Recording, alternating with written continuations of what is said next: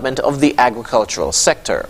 Following the meeting, Dr. Barnett shared an update via social media saying, quote, "Great conversations today with St. Kitts and Nevis Agriculture Minister, the Honorable Samuel Duggins, as our community works towards the goal of a 25% by 2025 reduction in the regional food bill," end quote.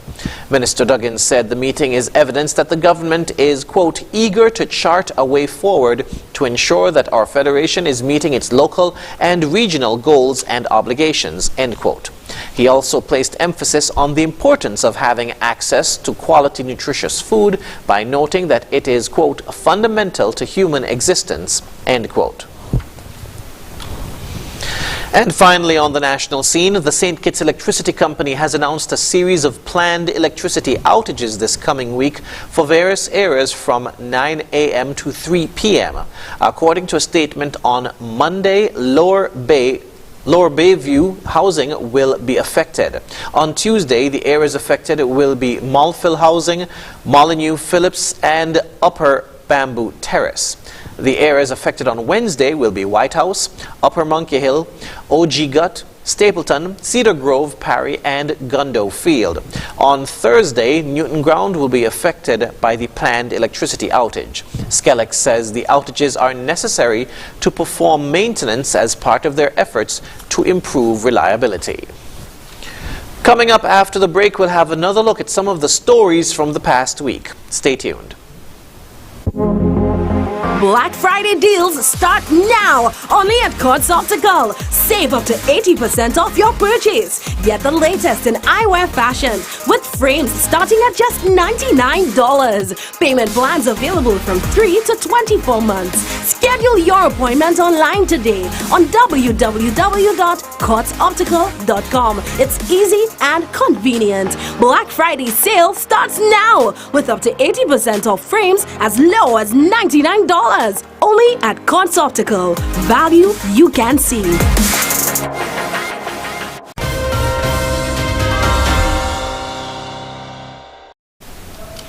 A new ferry service was launched on Monday connecting St. Kitts and neighboring islands. More in this report. Monday, October 31 saw the start of a new ferry service connecting St. Kitts, Saba and St. Martin. The Makana ferry docked at the Port Zante Marina and was welcomed by officials from the St. Christopher Air and Seaports Authority and the St. Kitts Tourism Authority. With me is the owner of the Makana ferry, Mr. Samuel Connor. Welcome, Mr. Connor. How does it feel, the launch of this new service connecting St. Kitts and Saba and St. Martin? Very good. This is something I was looking forward to for a long time, and it was the dream of the Dutch government to have a connection between Statia and St. Kitts, and by extension we'll include Saba and St. Martin. So for us, for the Makana, it's a blessing. What kind of benefits do you think this would bring for the two islands? I think it's a whole cultural benefit because St. Kitts and Statia have that historic connection. And but for a while there was not a connection between islands, and this gives the people of Statia an opportunity to visit St. Kitts for medical or shopping purposes. So I think it's a win-win situation for the economy of St. Kitts and Statia. How often will you be operating?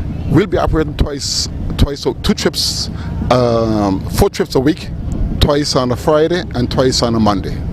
Okay, great. And how can people book a trip? Will they have to go online, or how does it done? Well, you can book online by makanaferry.service.com, and we also have our local agents in St. Kitts. Shop It For Less is our agent here in St. Kitts. Okay. Ship It For Less, okay. Ship It For Less. Okay, thank you very much. Now, on the St. Kitts Nevis side of things, we have Product Development Officer at the St. Kitts Authority, Golda Franks. Tell us, what does this new ferry service mean for St. Kitts? Well, at the St. Kitts Tourism Authority, we are extremely excited for the Makana ferry service to be now coming into St. Kitts. What this means is that there's now an option for persons to travel to Saba, Statia and St. Martin, also for persons from those respective countries to come to St. Kitts when we're having various events, as well as when persons want a weekend getaway. There's also an option of travel. We can get more information from Mr. Shervin White. He's the local agent for the Makana Ferry service. What can you tell us about this new service? Well, this new service that we have started here in St. Kitts, it's a long-awaited service. To go to St. Martin, Stacia and Sabre, to go to Stacia is $80 round trip. To go to Sabre is $105 round trip. And to go to St. Martin, drumroll, is $190 round trip. So it's a cost-effective means of traveling right now, because the regional planes are so expensive. So this is a welcome thing to St. Kitts. All right. And we definitely are looking forward to taking advantage of this trip. Thank you very much to all of you. Thank you so much.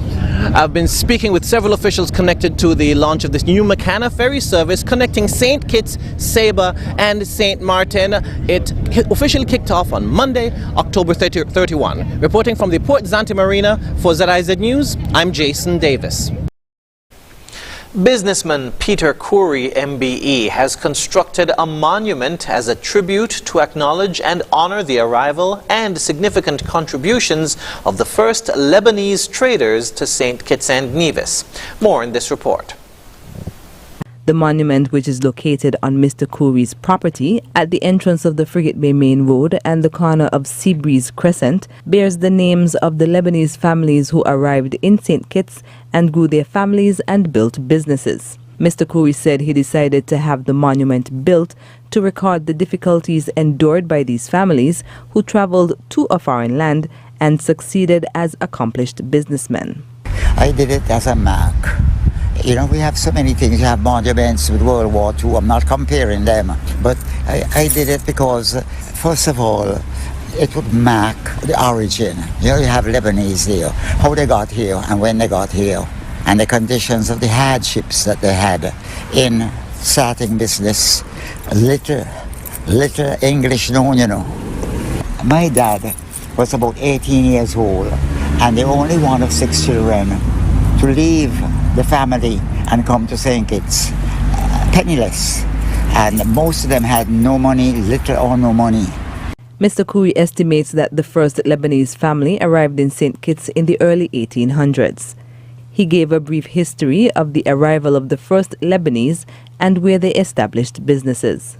The Lebanese that came here were penniless, and I think people like George Saheli and Mr. Abraham Charles, they were the first people that we can recall that came here. And of course there were big stores, old British companies, and it's not an exaggeration. The Lebanese took over the clothing and the cloth material business. Like in the 50s, they were very, very present in town. Some of the families have gone away or died out. But you had many Lebanese, and we were somewhat centered around Liverpool Row, College Street and Church Street. Mr. Khoury, who was born in St. Kitts along with his 9 siblings, noted that the people of St. Kitts and Nevis were kind to the Lebanese migrants. I thought of doing this in memory of them, that they came, and I have emphasized to many people and in my correspondence that the local people were very, very good to them. And they also went to Nevis selling with a bundle on their back, Yes, and we have had very good relations throughout, You could say, as far as your memory, over 100 years. There's no conflicts or anything with the government. They've done well. And of course, a lot of the children, coaches and so on, they go on to be doctors, lawyers, and they moved all over the world, to put it that way. The monument prominently features the names of the Lebanese families who have made St. Kitts their home. Saheli, Charles, Khoury with a KH, Khoury with a C, Astafan, John, Kawaja, Abarisk, Nostas, Kasab, Nasir, and Bukaram. Reporting for ZIZ News, I'm Carla Barrage. The Brimstone Hill Fortress National Park Society has appointed its first honorary governors. An investiture ceremony was held at Government House on Thursday. More in this report.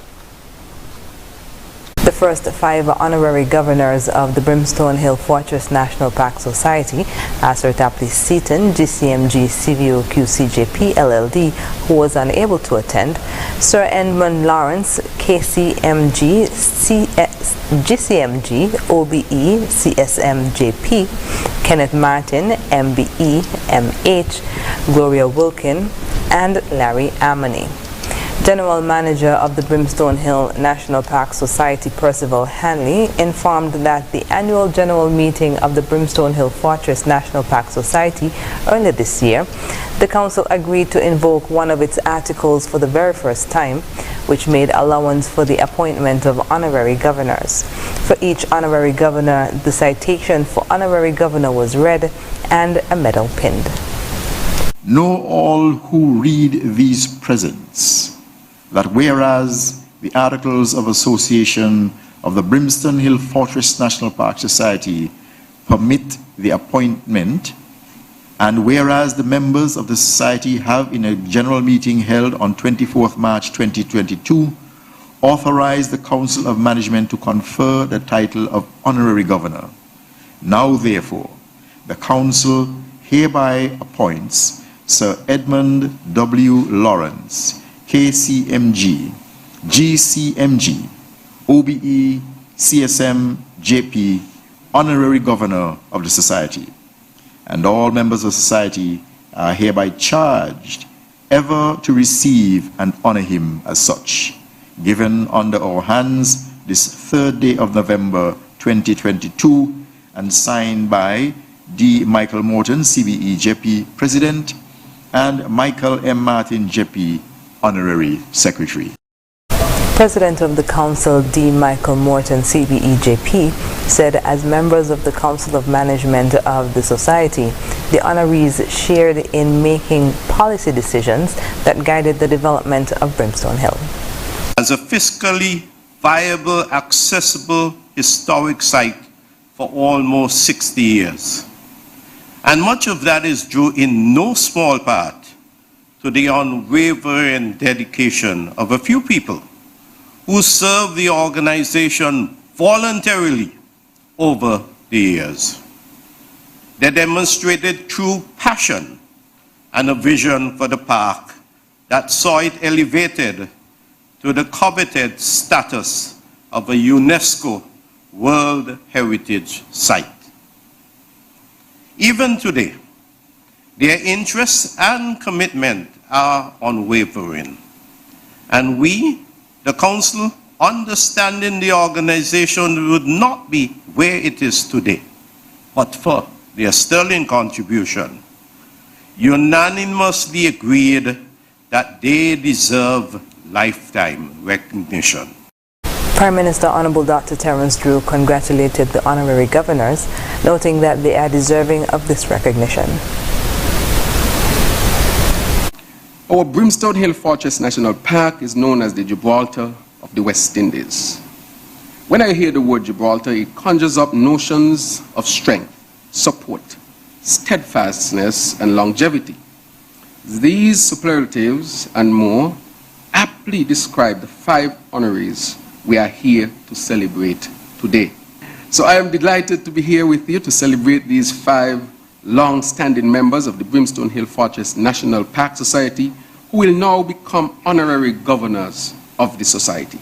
These are indeed outstanding members not only for the Brimstone Hill Fortress National Park Society, but our federation as a whole. You have made significant contributions in many spheres and are well deserving of this recognition.